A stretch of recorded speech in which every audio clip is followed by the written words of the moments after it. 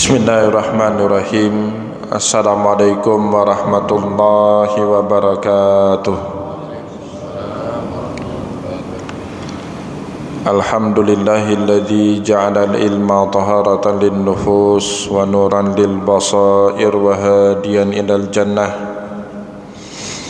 Asyhadu an la ilaha illallah wahdahu la syarikalah wa asyhadu anna Muhammadan abduhu wa rasuluhu sahibul burhan. Allahumma salli wa sallim ala rasulikal karim Muhammad sallallahu alaihi wasallam wa ala alihi wa ashabihi wa man tabi'ahu bi ihsanin ila yaumiddin, summa amma ba'du. Puji dan syukur senantiasa dan tidak pernah bosan-bosannya kita panjatkan kehadirat Sang Maha Pencipta Allah Subhanahu wa Ta'ala, yang mana dengan limpahan karunia-Nya, rahmat-Nya, hidayah-Nya serta anugerah-Nya kepada kita semua, kita kembali masih diberikan kesempatan, kesehatan dan usia panjang oleh Allah untuk sama-sama dan senantiasa mengabdikan diri kita di jalannya dengan menjalankan segala perintahnya dan menjauhi semua larangannya.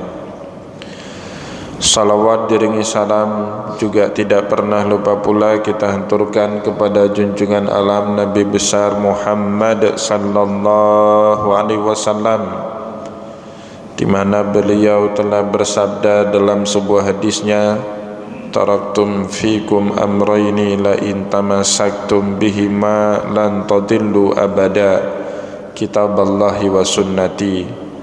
Telah aku tinggalkan kepada kalian dua pusaka, yang jika kalian berpegang kepada dua pusaka itu, niscaya kalian tidak akan pernah tersesat selama-lamanya. Al-Quran kitabnya Allah dan hadis sunnahnya Rasulullah sallallahu alaihi wasallam. Bapak Ibu kaum muslimin dan muslimat yang dimuliakan oleh Allah, mari pada kesempatan subuh yang barokah ini, sambil kembali kita niat iktikaf di rumah Allah, mari sama-sama kita kembali melanjutkan pengajian hadis kita dengan kitab Sahihul Bukhari karya Imam Abu Abdillah Muhammad bin Ismail bin Ibrahim bin Mughirah bin Bardizbah al-Bukhari asy-Syafi'i rahimahullahu ta'ala anhu.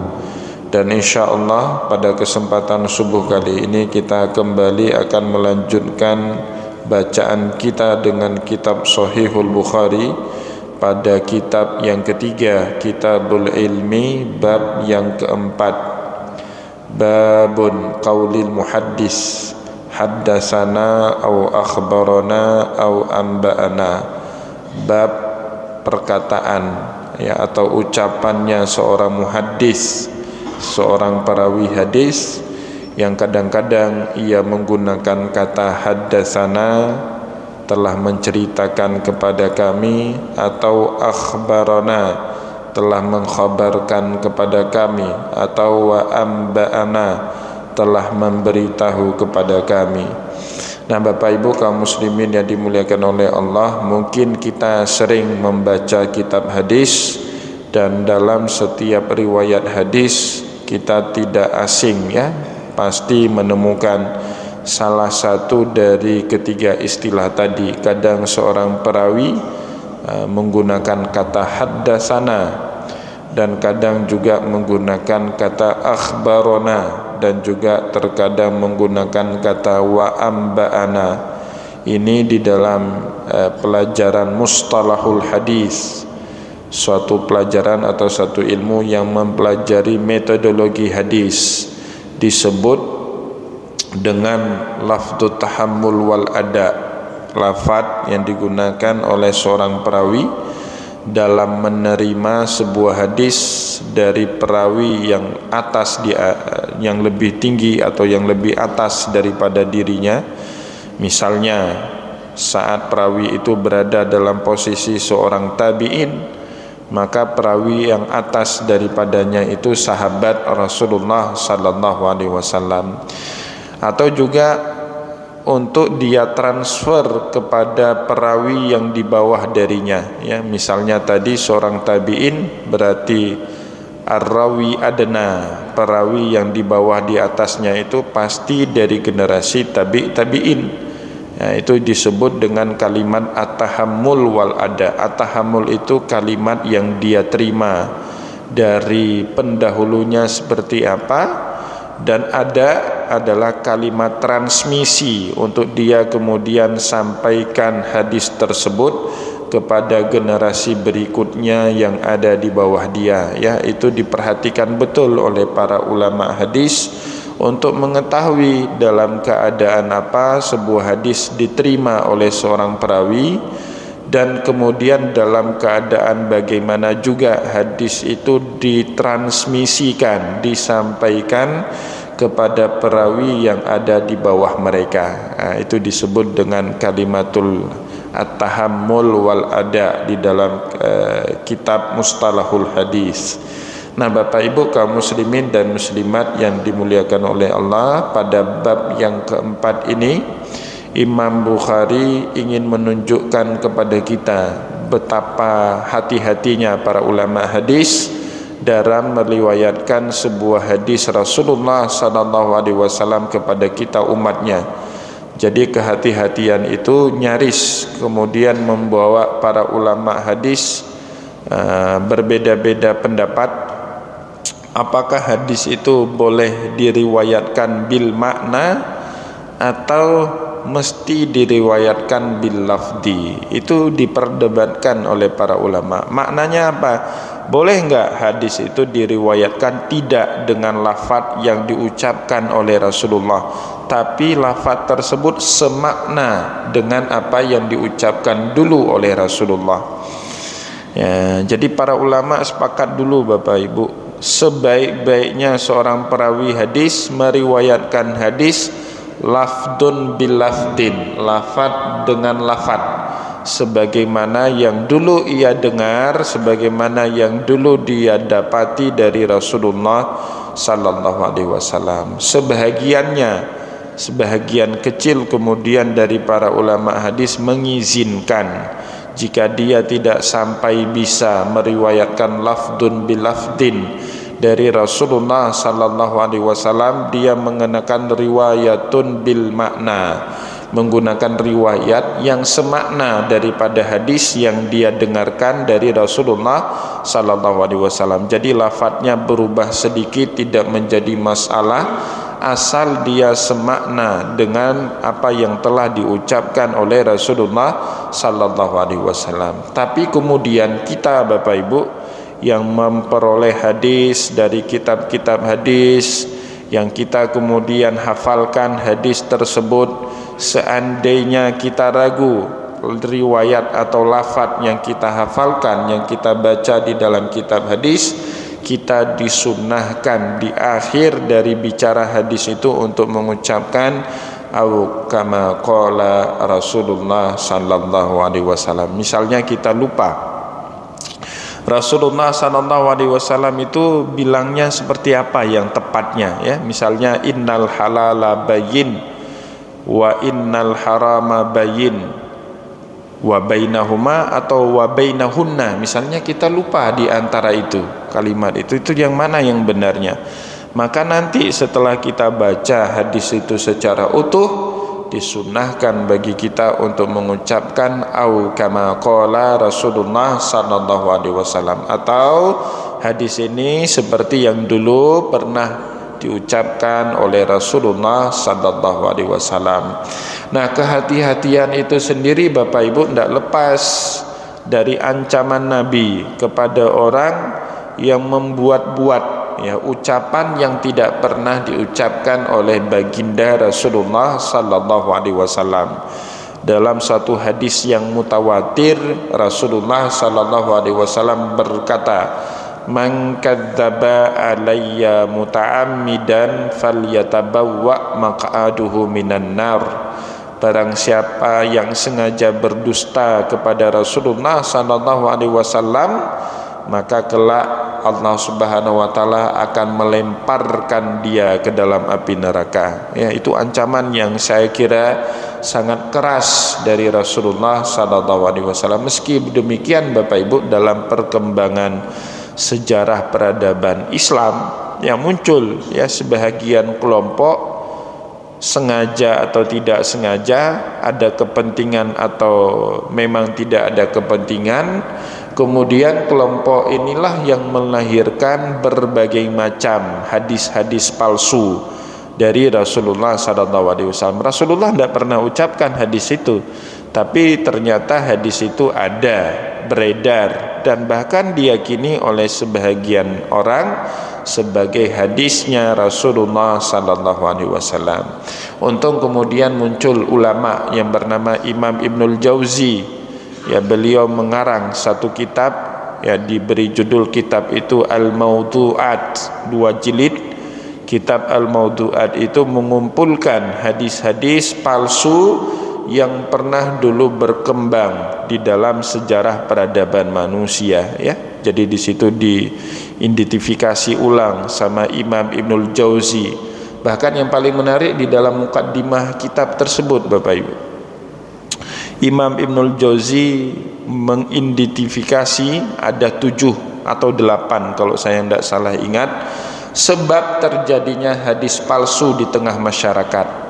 Nah, dari sekian banyak sebab itu yang paling menarik saya itu Bapak Ibu, satu itu kata Imam Ibnul Jauzi, al-wa'ad. Nah, 2 ya, al-wa'ad. Pertama, al-wa'ad itu para pemberi nasihat, para penceramah. Nah, itu paling banyak memunculkan hadis palsu. Contohnya saya pernah dengar sendiri Bapak Ibu, dalam salah satu ceramah Maulid Nabi di satu kampung, penceramah itu menyampaikan kepada jamaahnya, itu kan ceramah Maulid Nabi biasanya outdoor Pak ya, di lapangan ya, bukan di dalam masjid atau di dalam ruangan, tapi outdoor. Masyarakat gelar tikar di situ, di belakangnya ada orang jual kacang ada orang jual jagung, biasanya kan seperti itu. Saya tidak tahu kalau maulid di masjid seperti itu apa enggak tapi maulid yang banyak saya temui seperti itu. Nah, penceramahnya itu Pak, ceramah panjang lebar sampai 2 atau sampai bahkan 3 jam. Nah, salah satu cuplikan ceramahnya itu dia bilang, mak-mak, bunda-bunda nya mesina seperti Aminah. Kalau kita punya anak, sepatutnya kita bersikap seperti Aminah. Kalau mau anak kita itu cerdas, pintar, bagaimana caranya Aminah membuat Rasulullah SAW cerdas, pintar? Atau dalam sifat wajib Nabi itu kan ada yang namanya fatonah. Salah satu caranya Aminah selalu membacakan ayat Al-Quran kepada Muhammad Rasulullah SAW. Pertanyaannya, kapan ada Al-Quran waktu Nabi Muhammad baru lahir, mana ada Al-Quran Bapak Ibu ya? Jadi dia ini suruh membaca ya, meskipun pesannya bagus, pesannya kan bagus sekali, memperdengarkan bacaan Al-Quran kepada anak bayi atau anak kecil itu kan bagus. Tapi kalau itu dipaksakan, ditempel dalam cerita lahirnya Rasulullah, nampak betul dustanya Bapak Ibu. Ya, mana ada Al-Quran? Al-Quran itu pertama sekali turun saja saat Rasulullah SAW berusia 40 tahun kan, surah Al-Alaq ayat 1 sampai daripada 5. Nah, itu salah satunya. Jadi paling banyak memunculkan hadis-hadis palsu itu para penceramah, para penasehat agama ya, al-wa'adh ya. Yang kedua Bapak Ibu, katanya ar-raghabatu fid din ma'al juhli fih. Orang yang senang beragama tapi dia bodoh, ya nggak paham agama, semangat sekali beragama sehingga apapun dia anggap itu adalah dari Rasulullah SAW. Dulu misalnya sempat berkembang satu hadis Bapak Ibu di zaman hidupnya Imam Ibnul Qayyim. Hadis itu berbunyi, al-bazinjan dawaun min kulli da'. Karena dia semangat sekali beragama, padahal ilmunya tidak mumpuni, tidak cukup, dia tidak punya kecakapan untuk memverifikasi apakah itu hadis sahih atau hadis dhaif atau bahkan dia itu hadis palsu. Akhirnya ditelanlah hidup-hidup hadis itu. Al-bazinjan dawaun likulida. Terong obat dari segala penyakit. Jadi dia kalau ada sakit makannya terong, Pak. Demam terong, sakit lambung terong, batuk juga terong. Padahal itu hadis palsu yang awalnya dibuat oleh pedagang terong untuk mempercepat lakunya terong yang mereka jual. Akhirnya ditelan hidup-hidup sama mereka yang senang beragama tapi kapasitas keilmuannya tidak cukup. Ya, ini penting sekali Bapak Ibu, sehingga para ulama hadis penuh kehati-hatian kepada kita ya dalam meriwayatkan suatu hadis.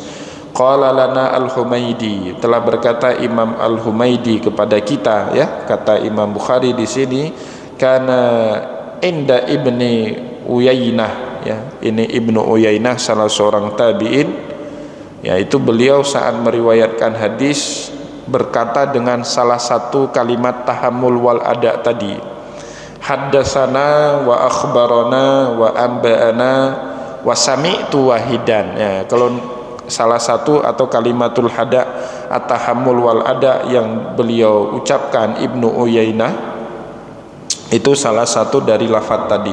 Haddatsana, ya, telah menceritakan kepada kami. Ini paling banyak Bapak Ibu ya, hadis-hadis di dalam Bukhari paling banyak itu menggunakan kalimat atau kata haddatsana. Misalnya hadis yang kemarin kita baca dari sahabat Abdullah bin Amr bin As radhiyallahu anhu, saat beliau menceritakan Nabi Muhammad sallallahu alaihi wasallam menegur sahabatnya yang wudu tapi tidak baik wudunya, atau tidak seluruh permukaan badannya dibasuh atau disapu dengan air wudu, yaitu kemudian Rasulullah berteriak, wailul lil aqabi minan nar, celaka bagi tumit yang tidak terbasuhkan oleh air wudu. Itu diriwayatkan kepada kita oleh Abdullah bin Amr bin As dengan kalimat haddatsana Rasulullah sallallahu alaihi wasallam sebagai contoh ya. Atau misalnya kalimat akhbarana, ya, juga banyak sekali muncul di dalam hadis Rasulullah dari sahabat Nabi Abdullah bin Bishrin radhiyallahu anhu, haddatsa akhbarana Rasulullah, telah memberitakan kepada kami Rasulullah sallallahu alaihi wasallam. Apa yang diberitakan oleh Rasulullah kepada sahabat seperti Abdullah bin Bishrin radhiyallahu anhu, innal halala bayyin wa innal harama bayyin wa bainahuma umurun mushtabihat la ya'lamuhunna katsirun minan nas, dan seterusnya. Nah, jadi hadis sesungguhnya halal itu jelas, yang haram juga jelas, dan di antara yang haram dan halal itu ada perkara-perkara yang namanya syubhat. Nah, la ya'lamuhunna katsirun minan nas, syubhat ini sering terluputkan oleh banyak orang ya, kata Rasulullah. Kalau di zaman kita sekarang pura-pura lupa terus dengan hal syubhat, bahkan yang syubhat pun dianggap sudah menjadi halal ya. Ada prinsip ya. Semoga di Aceh tidak seperti itu, tapi orang Jakarta itu ada prinsip hidup Pak, mencari yang haram aja susah katanya, apalagi yang halal. Mencari rezeki yang haram saja susah Pak, kata orang teman-teman kita yang di Jakarta itu. Nauzubillah. Semoga kita di Aceh tidak seperti itu ya Bapak Ibu. Itu salah satu tugas pemerintah, menyiapkan lapangan pekerjaan sehingga masyarakatnya itu Bapak Ibu tidak mencari rezeki yang diharamkan sama Allah. Tapi kalau pemerintahnya tidak carikan lapangan pekerjaan, pasti masyarakat akan cari rezeki-rezeki ya untuk bertahan hidup, pasti dia akan melakukan apapun ya. Maka kemudian syariat itu tegak Pak, sebenarnya dua aja diurus sama pemerintah. Nggak usah pemerintah ngurus sholat subuh berjamaah, nggak usah urus itu Pak, pemerintah urus dua aja itu. Syariat Islam pasti akan tegak. Urus pendidikan yang pertama, dan yang kedua urus ekonomi ya. Kalau pendidikan nggak diurus, maka akan banyak masyarakat bodoh, ketika banyak masyarakat atau di suatu daerah didominasi masyarakatnya oleh orang bodoh, maka mereka lah yang menjadi pententang terdepan terhadap syariat Islam. Ya, itu tugas pemerintah yang pertama, memperbaiki fasilitas pendidikan. Yang kedua, mempersiapkan lapangan pekerjaan sehingga taraf hidup masyarakat bagus. Mana mau kita ajak orang ikut pengajian, tapi hari ini aja makannya belum jelas di mana, Bapak Ibu. Ya, tugas pemerintah itu aja dua, ngurusin yang baik, ya, yang lain biar masyarakat yang urus. Ya, kalau ajak orang sholat subuh itu biar masyarakat yang urus. Dosalah pemerintah sampai campur tangan seperti itu, sedangkan ekonomi amburadul, fasilitas publik pada hancur, jalan pada bolong, sekolah ada yang rusak tidak diperbaiki. Ya, itu dosa besar pemerintah kalau mengabaikan hal-hal tersebut. Nah, Bapak Ibu kaum muslimin yang dimuliakan oleh Allah, begitu juga dengan kata amba'ana. Biasanya kalau kata amba'ana ini suatu perkara yang jarang didengar oleh para sahabat, Bapak Ibu. Perkara itu unik. Maka disebut cerita tentang hari kiamat itu di dalam surat An-Naba, kan? Amma yatasa'alun anin naba'il azim alladzi hum fihi mukhtalifun. Pembawa berita yang besar itu disebut dengan nabi. Ya, jamaknya anbiya, beritanya disebut an-naba. Ya, jadi biasanya para perawi hadis akan menggunakan kata ini, Pak, kalau berita yang disampaikan itu berita yang agung, yang memang mereka harapkan itu didengar langsung dari Rasulullah SAW. Misalnya Bapak Ibu yang dimuliakan oleh Allah, hadis yang kita baca pada beberapa pertemuan yang lalu dari sahabat Ubadah bin Samit radhiyallahu anhu, beliau berkata, amba'ana Rasulullah sallallahu alaihi wasallam, Rasulullah telah memberitakan kepada kami. Apa yang diberitakan oleh Rasulullah? Inni kharajtu li ukhbirakum bilailatil qadri. Saya sebenarnya hari ini keluar dari rumah kepada kalian semua untuk memberitahu kalian, ya, tentang kapan datangnya malam Lailatul Qadar. Malam Lailatul Qadar itu kan misteri, Bapak Ibu. Hari itu mau diberitahu sama Rasulullah, sebenarnya misteri itu. Ya, inna anzalnahu fi lailatul qadr wa ma adraka ma lailatul qadr. Lailatul qadri khairum min alfi syahr. Tanazzalul malaikatu wa ruhu fiha bi idzni rabbihim min kulli amr. Salamun liya hatta matla'il fajr. Tanggalnya kapan? Tidak ada tanggalnya di dalam Al-Quran. Nah, setelah berulang-ulang kali para sahabat bertanya kepada Rasulullah tentang malam Lailatul Qadar itu, diberilah akhirnya oleh Allah Subhanahu wa taala wahyu pengetahuan kepada Nabi Muhammad tentang Lailatul Qadar. Maka Nabi pun mengumpulkan para sahabat di Masjid Nabawi. Rasulullah keluar dari rumahnya mau naik ke atas podium. Ya, maka riwayat itu diriwayatkan oleh banyak sahabat, salah seorangnya Ubadah bin Samit.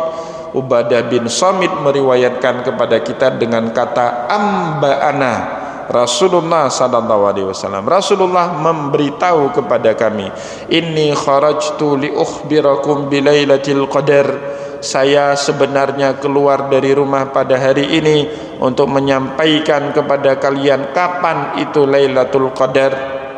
Wa innahu latalaha fulanun wa fulanun. Tapi sesampainya saya di atas mimbar ini, si fulan dengan si fulan lagi bertengkar, mepaki, berkonflik, nah, di hadapan Rasulullah. Farufiat, maka pengetahuan itu ditarik balik. Tiba-tiba saja saya lupa, kata Rasulullah sallallahu alaihi wasallam. Kalau tahu seperti itu kan kita bilang kurang aja sahabat. Gara-gara sahabat kita nggak tahu Lailatul Qadar. Tapi kata Rasulullah, Bapak Ibu, asa ayyakuna khairan lakum. Semoga-moga saja tidak tahunya lagi kita kapan Lailatul Qadar itu baik semuanya bagi kita. Dan ternyata betul apa yang dikatakan oleh Nabi ini, Pak. Seandainya hari itu tidak ada sahabat yang bertengkar, tidak ada sahabat yang mempaki, ya, Dan akhirnya Rasulullah menyampaikan tanggal Lailatul Qadar itu, apakah malam 21 atau malam 23 atau malam 25, 27 sampai 29 misalnya. Pasti Pak, hari ini umat Nabi Muhammad, umat akhir zaman ini jaga gawang Pak. Ya, malam pertama Ramadan itu sepi masjid. Nah, sudah masuk malam 27 ambil cuti semua. Hancurlah kantor Pak, hancur negara. Kenapa? Demi bela-belain dapat Lailatul Qadar.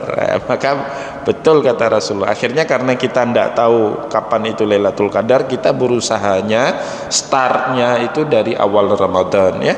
Asa ayyakuna khairan lakum, semoga itu baik bagi kalian. Tapi kata Rasulullah, faltamisuha fi tis'in wa sab'in wa khamsin ya, kalau mau cari, carilah di malam-malam ganjil, malam ke-9, malam ke-7, malam ke-5, atau malam 29, malam ke-27, malam 25, dan malam-malam yang ganjil yang lainnya. Atau juga misalnya perkataan perawi wasami itu ya, kalau sami itu biasanya sendiri dia Pak, diberitahu oleh Rasulullah ya. Kalau amba'ana, kami diberitahu, jadi dalam majelis itu ada lebih dari 3 orang. Akhbarana juga seperti itu, haddatsana juga seperti itu. Tapi kalau sami itu biasanya perawi itu mendengar seorang diri kalimat itu dari Rasulullah sallallahu alaihi wasallam. Misalnya cerita tentang kata Rasulullah innamal a'malu binniyat, itu cuma diriwayatkan oleh seorang sahabat Pak, Umar bin Khattab radhiyallahu anhu yang meriwayatkan hadis itu. Dan Umar berkata dalam meriwayatkan hadis itu kepada tabi'in yang kedua, beliau berkata, sami'tu Rasulullah sallallahu alaihi wasallam yaqul innamal a'malu binniyat wa innamal likulli imri'in ma nawa.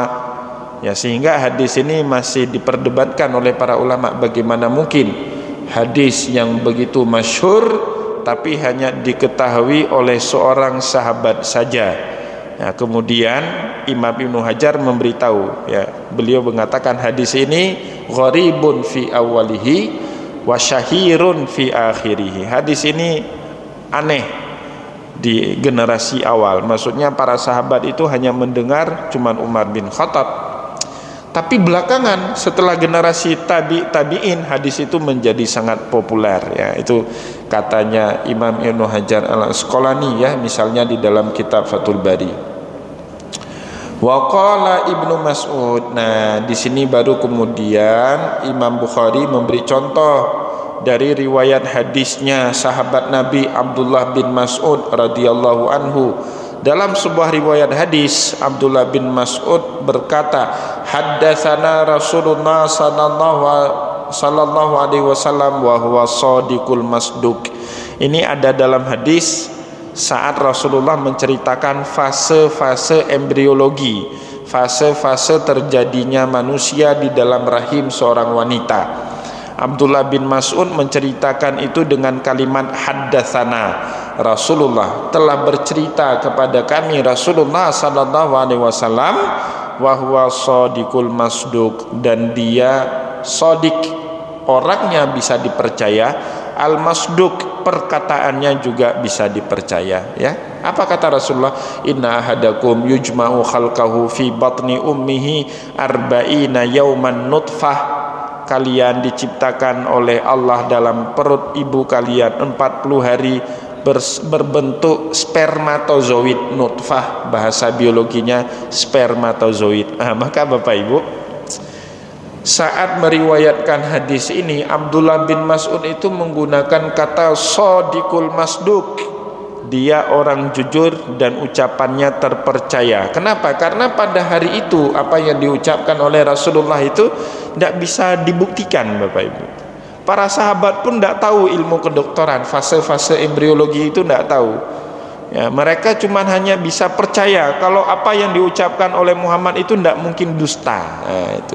Jadi tingkat seperti itu beda ya. Kalau kita sekarang, kalau Nabi ucapkan sesuatu kita uji dulu benar apa enggak apa yang diucapkan oleh Rasulullah ya, ini yang bedanya ya.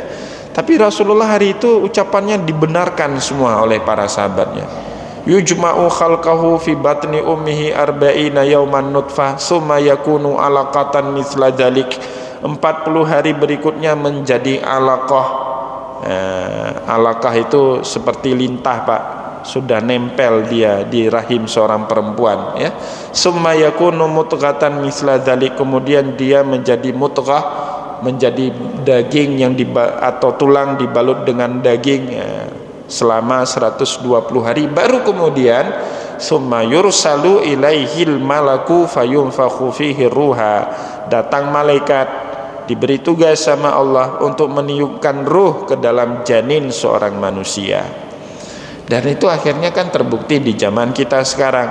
Yang namanya bayi itu baru dia bergerak bernyawa setelah usianya 120 hari, ya, dalam rahim seorang perempuan. Wa yu'maru bi arba'i kalimatin, ya, oleh malaikat diberikan 4 ketentuan, ya, atas perintah Allah ditentukan 4 ketentuan dalam kehidupan seorang manusia. Bi katbi rizqihi wa ajalihi wa amalihi wa syaqiyyun aw sa'idun. Telah ditentukan amalnya apa yang akan dia perbuat nanti, rezekinya seperti apa, bahagianya bagaimana, sengsaranya juga seperti apa. Itu sudah ditentukan semua oleh Allah Subhanahu wa taala pada saat kita berusia 120 hari di dalam rahim ibu kita. Wa qala Syaqiqun an Abdillah sami'tu Nabi sallallahu alaihi wasallam kalimatan. Nah, ini juga contoh-contoh, ya, sahabat Nabi Syaqiq an Abdillah, ya, itu meriwayatkan beliau mendengar satu kalimat dari Rasulullah sallallahu alaihi wasallam, ya, satu kalimat. Hadis itu ada di penghujung daripada Sahih Bukhari, ya. Kalimatani khafifatani ala lisan saqilatani fil mizan habibatani ila rahman subhanakallahu wa bihamdih subhanallahul azim, ya. Itu hadis terakhir, Pak, nanti di dalam Sahih Bukhari, riwayat dari sahabat Syaqiq bin Abdillah radhiyallahu anhu. Beliau berkata, sami'tu Nabi Muhammad sallallahu alaihi wasallam, saya mendengar dulu Nabi Muhammad mengatakan satu kalimat, kalimatani khafifatan, satu kalimat atau 2 kalimat yang dibaca itu kalimat yang ringan. Kalimatani khafifatan fil lisan, mudah diucapkan oleh lisan kita, tapi saqilatani fil mizan, ucapan yang ringan itu punya ukuran timbangan yang berat di dalam timbangan mizannya Allah itu.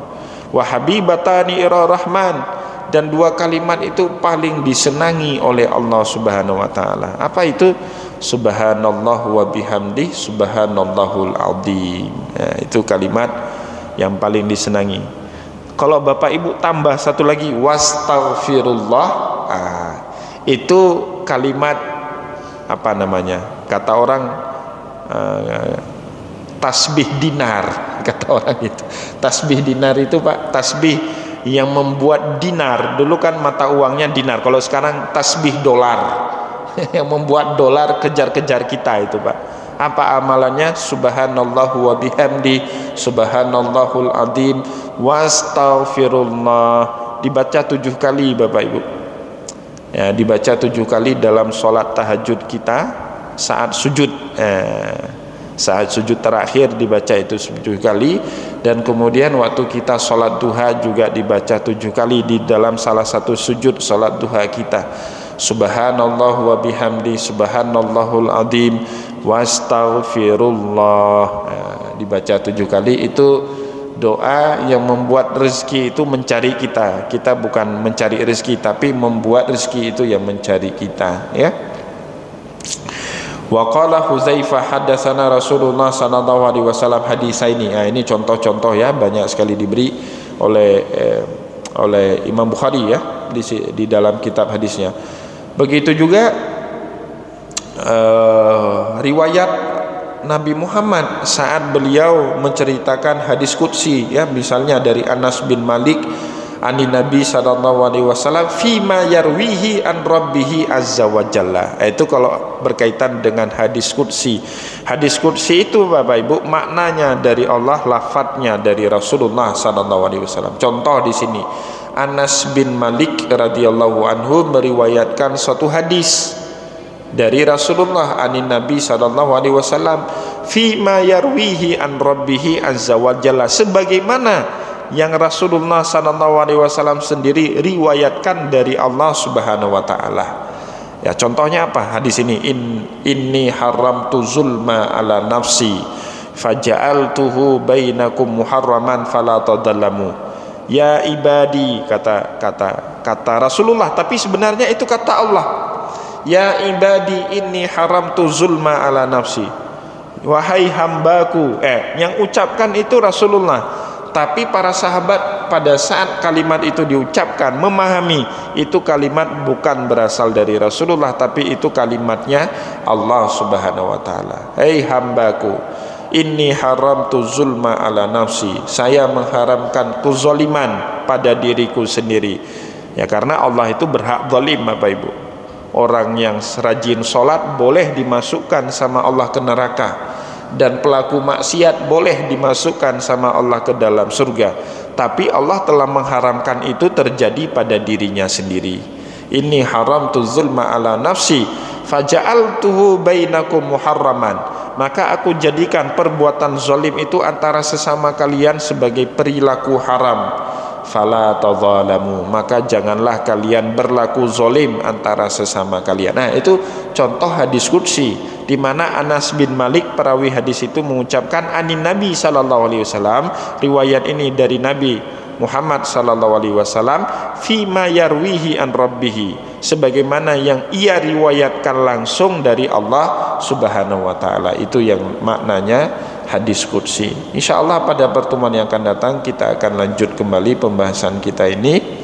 Kita cukupkan bacaan kita pada kesempatan subuh ini. Semoga apa yang kita sampaikan pada kesempatan subuh ini makin membuat kita paham, ya, kondisi perawi itu bagaimana, hadatsana dalam keadaan apa, akhbarana dalam keadaan apa, amba'ana seperti apa, sami'tu dalam keadaan bagaimana.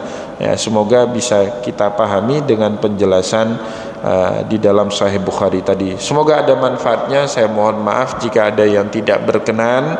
Wallahu muwaffiq ila aqwamit thariq wa nasrun minallah fatun karim. Wassalamualaikum warahmatullahi wabarakatuh.